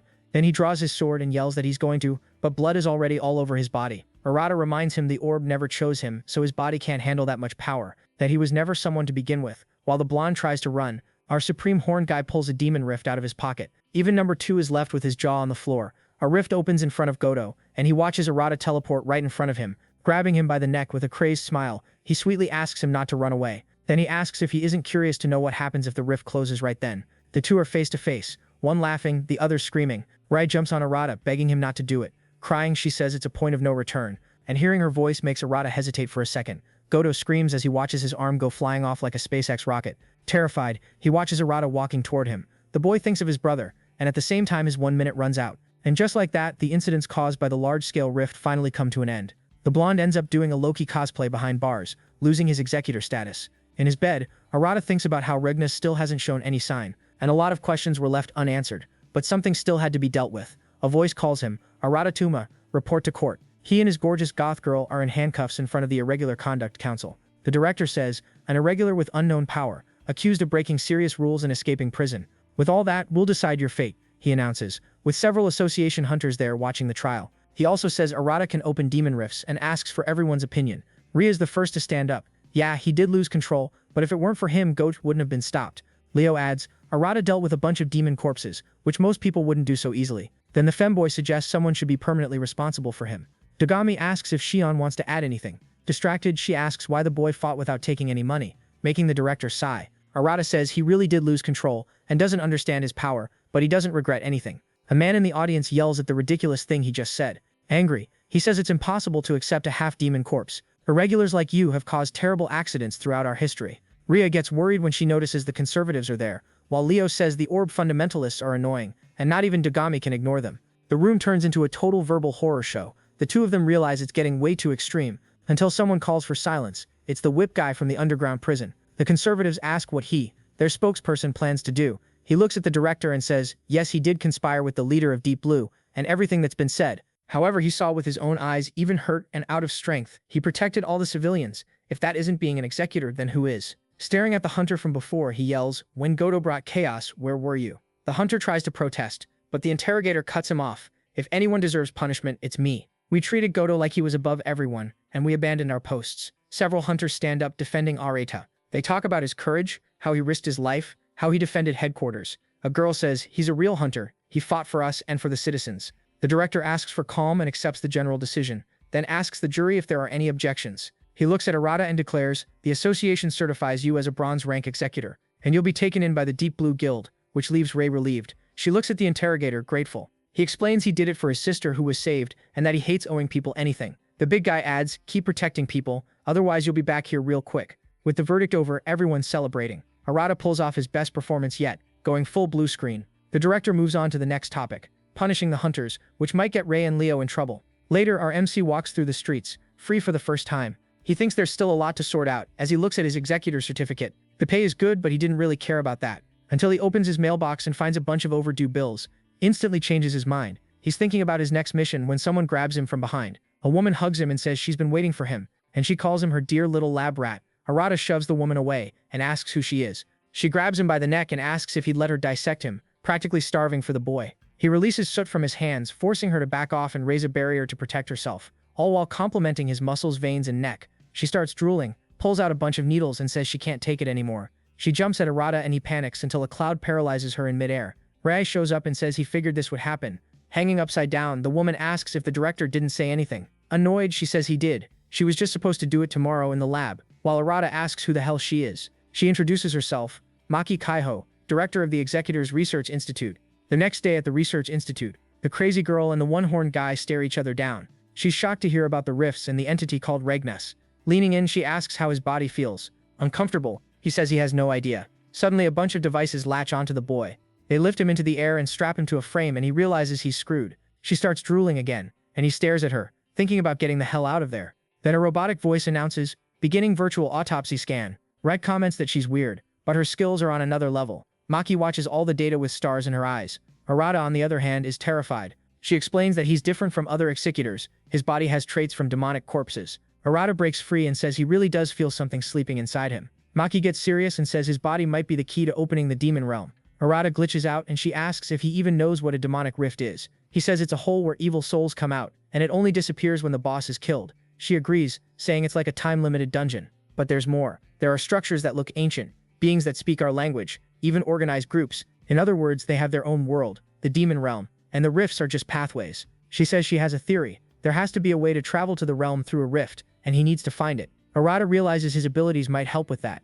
Maki adds one last thing. When she analyzed him, she found traces of someone else in him, not just him. Arata wonders if it could be Regnes or someone else. She wraps up by telling him to be careful, since nobody's ever tried going to the demon realm before. Arata, determined, says he knows it's dangerous, but if he just stands still, nothing will change. The crazy girl tells him to take it easy, and he says he knows a way. He just needs to make Regnes spill the truth the right way. Staring at the sword, he says, if he needs me, then he can't just Thanos snap me out of existence, right? He turns to her and asks if she can do medical and surgical treatments. When she says yes, Arata pulls the classic woman-repellent burp. Regnes appears in his subconscious, asking if he's an idiot. Still giving him the silent treatment, Arata asks if he really wants to go to the demon realm. The MC says that would be best for him too, which pisses Regnes off. You're weak, you need to do things before that. And he has restrictions that keep him from saying more. Arata draws his sword, sick of all the dodging and vague talk. The purple flame laughs, amused by the kid's nerve and wanting to play along. Surprised, Arata sees Regnes raise a single finger. A wave of power swirls around him, flooding everything with waves of soot. He says this is all he can use right now and mocks the kid's reaction. Then he laughs and shouts, if you were serious earlier, prove it, right here, right now. In the middle of that purple energy, Arata strains, yelling that Regnes is a pain in the ass. With a devilish grin, the entity answers, yeah, these restrictions are a pain in the ass. Demanding the boy show his own power. Arata leaps into the air with the blade in hand, yelling for him to just say what he wants already. Regnis starts talking about the kingdom, when a bunch of chains suddenly appear around his neck. Suit Boy is shocked when he sees that. The talking flame explains, if you want to know, you'll have to break that restriction yourself. At the same time, Arata throws a wave of soot at him. The attack bounces off his evil energy spell. He mocks him. Is that an attack or a sneeze? I can't even hold back. Boom, another restriction. You know? The kid, tired of all the stalling, asks how pathetic he is, and Regnis just bursts out laughing. Then he rises into the air and orders, show me everything you've got or you're dying right here. A rain of attacks falls on Arata, hitting him in the back. The entity sounds disappointed, saying it waited too long for him to finally listen. Arata, panting, says that was nothing compared to what his brother went through. Regnis smiles, creates a bunch of blades behind him and says, that's more like it. And he throws them at the MC, saying that in the end, only soot should remain. The purple flame is surprised. It watches the kid endure it, still standing, guiding lightning with his hand. Then he declares, if it's the same power, then I can control it too. And he creates a bunch of lightning-wrapped weapons and hurls them at the entity. Regnis is surprised but says he can do the same thing, only better. Bigger blades appear around him, smashing Arata's weapons. They surge toward the kid, who raises a reinforced shield, but some blades pierce through and hit him, putting him on edge. The being laughs, doubting he can do anything without relying on its power. Our hero gathers the soot around him, forming a gigantic dark sword. Disappointed, Regnis says, all you do is use my soot. Is this your final move? Arata charges, blending into the soot cloud. Regnis comments, trying to make me drop my guard? Countless blades surround the entity. The flame says it doesn't matter how many weapons he makes, he can control them too. But Arata appears from behind, inside the soot, almost landing a clean hit, dangerously close to the entity's neck. The soot bearer blocks the sword, annoyed, and starts dispersing all that power, but the blade was made of ice. Then Soot Jr. slices through the chains binding the entity, leaving it speechless. Arata reveals he figured Regnis wouldn't be able to control water. Regnis laughs non-stop, impressed he fell for that trick. The boy is shocked to see his hand has now turned into something demonic. Then Regnis says, take my power and get stronger. The rest is on you. Meanwhile, in the real world, Arata was stuck in bed. Ray and Maki talk, guessing he must be with that weird entity. Then the kid starts moving and wakes up like someone who just got a shot in the butt. He hears Ray calling him, so he says he's fine, his wounds don't hurt, but his master cuts him off with a slap across the face. Maki is stunned and he just freezes. Ray, emotional, warns him to never do something like that again. Ichika could have died too. Arata apologizes, genuinely regretful. She doubles down, never scare us like that again, you're part of my guild. Seeing how much she cares, he just nods. Then he starts feeling pain. Shocks run across his face and she tells him that slap wasn't normal at all. He takes a deep breath and drops the bomb. I did it. I know how to get to the demon kingdom. Sometime later, we see an intense fight. The director Femboy and Xian are attacking Arata. With his red eyes, he thinks he has to reach the demon kingdom. The story jumps back 3 hours earlier, to a meeting where the big guy was hearing all the info about the demon kingdom. Leo asks if all of that is really true and why Regnis would even want to share it. Arata says he knows the entity didn't lie, but he still doesn't get it either. Ray backs him up while the earrings guy asks how you even get to the kingdom. The master gets tense when Arata shows his demon claw. He explains the only way is to defeat the boss of an S-class rift, create another rift inside it, and cross through. Everyone is shocked seeing that rift in his hand. Fanboy is impressed by the ability. The director, not believing it, repeats, S-class? Xian says if an A-class rift is basically an army, an S-class is a full-on disaster and insanely rare. Leo faceplants, saying that even if they know how to get there, it's basically impossible. Arata starts to stand up, but Leo cuts him off, saying he's way too weak to face an S-class. Dogami explains that when an S-class rift appears, protocol requires at least 2 gold hunters, and the survival rate for bronze or silver is 0. The MC, determined, says he's going to the demon kingdom no matter what. Living scared of the rifts and just hoping things get better makes no sense. The director agrees. If they made it to the kingdom, it'd be the Executor's first real offensive. But the problem's still there. Arata needs to get stronger. So Sharon suggests the Minute of Death test and even offers to be his opponent. Ray's surprised by the idea, while Leo says it should be mandatory. Arata gets nervous since he doesn't even know what the test is. Dogami explains it's an insane trial where you have to face 3 volunteers who outrank you for a full minute. The master gets worried about her teammate. The big guy says nobody knows when an S-class rift will show up, so there's no time to waste. Our hero agrees, dead serious. Then we see a beam of light explode, snapping back to the present. Arata drops to the floor. Sharon asks if he's still alive, while Femboy's impressed. 10 seconds. That's already something you can put on a resume. Now at the deep blue building, Ray, dressed for training, cracks her knuckles and says the real training starts now. Arata answers all hyped up, while the goth girl practically purrs with happiness. She explains that the most important thing for skills is imagination. Clear, sharp, and precise. She tells them to picture a whoosh, which just confuses both of them. Then she points at the wall and orders them to repeat a basic skill 10,000 times. If they can get the whoosh, they'll notice the whomp. They just keep throwing strikes, having no clue what she's talking about. Hours later, they're wiped out. Then Rai tells them to do it 20,000 more times. They're shocked, and she says, when you think you can't do it anymore, that's when the good stuff happens. Hours later, they're basically dead on the floor. Then a blast of water shoots toward them. He reacts just in time before it hits, scattering it into the air. Surprised, he realizes he managed to activate the skill even while totally exhausted. Rai shows up and smiles at the success, and says that's exactly the kind of thing that decides whether you live or die. Next up, training starts at the Xian Guild. Leo cracks his knuckles and announces, today's special is how much pressure you can handle. They both freeze, but Leo doesn't give them a second. He says training starts now. His underlings light a bunch of torches around the room. Leo declares that in the middle of those violent flames and suffocating heat, they need to keep absolute focus. Then he smacks the chalkboard, telling them to absorb the basics of what a real hunter is. Fireboy puts on his glasses and explains the goal. Analyze and keep your cool in extreme situations. Harada complains about the heat while trying to read. The teacher sees that and hurls a piece of chalk at the kid, yelling at him to never say that again. Then he tells him to focus even with his blood boiling. Hours later, Arata's exhausted, and Leo says there's nothing left to teach. Now he can think better under extreme conditions and seriously high heat. The day before the test, Arata trains alone in the forest, panting. He says that's all he can do, while a shadowy figure watches him from a distance. At the test, Cheyenne, Dogami, and Femboy gather, while Leo and Ray watch from far away. The director warns him, if he fails this time, he won't be allowed to go with them into the S-Class rift. The timer starts, and Arata charges in. Determined, he thinks this time he'll last longer in the fight. He creates a cloud of soot because in chaotic, low-visibility battles, avoiding friendly fire is everything. Femboy throws an attack, but realizes too late he'd been immobilized. Dogami sees Arata flank and fires a rain of lightning down on him. Arata dodges like crazy, recognizing the same attack pattern as before. The director, down on one knee, is impressed by how fast the kid adapts. Xian predicts his movement in midair and launches a heavy hit. An explosion goes off, and the target breaks apart into dust. She's shocked to realize he made a decoy that fast. Arata jumps up, gathers soot in his hand, and fires a blast at all three. Femboy thinks the kid had a nice moment, but this is where it ends. Then he unleashes a series of wind strikes that explode on impact. From a distance, Leo comments that making it to 40 seconds is huge progress. The three regroup, saying he messed up by leaving himself with no escape routes. But then they notice a rift had opened and he was behind them, tired, holding his transformed arm. He remembers all the training, realizing he pushed past his limits. The three rush in to finish him off, no mercy. Then the MC just smiles because another rift appears where he was. They're impressed, seeing how much he's evolved while they fight. Explosions start popping off everywhere.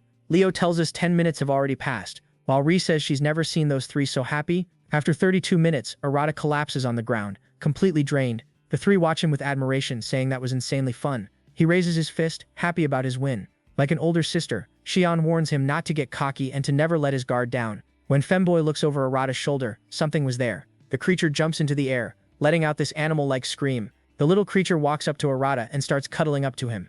Everyone's wondering what the hell his ability did this time. A while later at the Research Institute, Maki examines the newborn creature and explains that it was leftover residue from before. The boy says it weirdly makes him feel calm.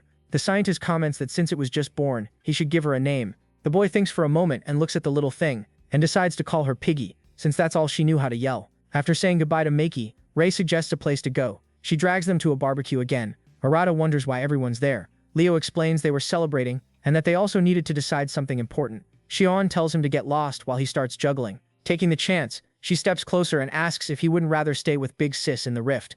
Ray cuts in, pulls her away from him, and says she's way past the age to be calling herself Big Sis. Xian fires back, reminding her Ray was clinging to the kid in public. Leo notices the sparks between them are real, and tells them to knock it off. Dogami finishes his drink, slams it on the table, and gets everyone's attention. He says that if an S-Class demon rift shows up, they need to decide who's going. Because of protocol and because of Arata's abilities, only one person should go with him.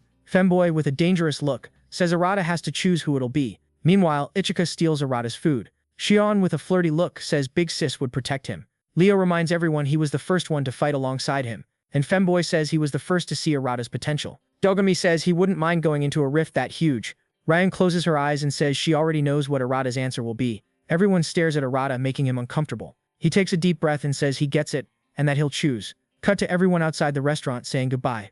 Arata says he felt like part of the executors and thanks Rai for inviting him. She says everyone was curious about him, and that's just how it is. He says he was happy that it felt like being part of a family. For a long time, his brother was his only ally, and now he wants to get even stronger to protect the people who matter to him. Ray is touched by what he says, then Arata asks if that isn't the opposite direction from her house. The master gets embarrassed, admitting she's terrible with directions. They laugh and head off in different directions. After Arata passed the test, everyone waited for an S-Class rift to appear. Each of them went back to their daily routine, but a sinister shadow was moving through the depths of the association. In the prison, Godo stares at a mysterious being that came out of a rift. When it steps closer, he's terrified as he recognizes that face. Months pass, a woman announces an S-Class rift has been detected in Shintani Block 6. Dogame calls Arata, saying the day has finally come and he's counting on him. Near the rift, someone walks up to the boy and says so it finally showed up, and tells him to make damn sure he doesn't die in there. That's when we realize Femboy was chosen as his attack partner. So the video ends here. If you don't want to miss the next part, activate the notification bell, and see you next time on Tob's channel.